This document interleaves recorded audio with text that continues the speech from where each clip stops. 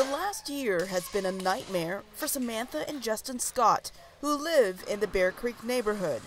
It's emotionally exhausting. It's been just, I think when my kids think back to the past year of our life, I think, especially our oldest, I think he's just going to remember that I cried a lot. They are still fixing damage from last year's Hurricane Harvey flood. Mom and kids moved away for a while Dad worked on the house.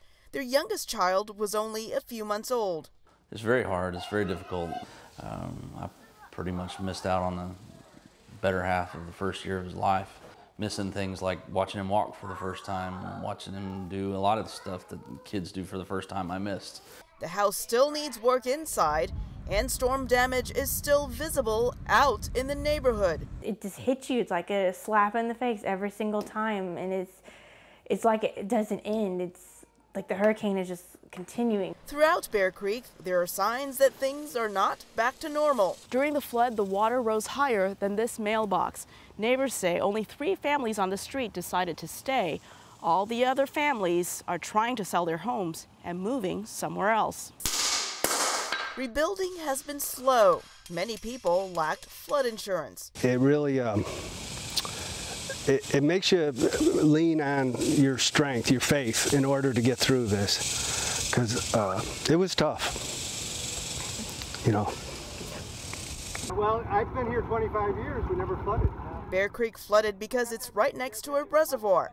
Other homes flooded because they sit on floodplains. Floodplains are like little valleys, and they can hold just about anything nature can throw at us, including Harvey.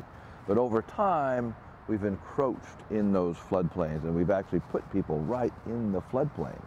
Preventing catastrophic floods in homes will take time. 50 years from now, we ought to be able to reclaim all these floodplains. So part of it can be through buyout with federal money, but the other part is just going to be awareness. Experts say when looking for a home, study elevation maps and seek high ground. Another solution, elevate houses. So my house has a 4-foot crawl space. The advice may be helpful for some, but the Scotts are stuck in this home for now. I mean, this has kind of put us in a situation to where we can't really afford just to pick up and leave. They're just counting the small blessings, such as spending the night together in their home for the first time since the flood.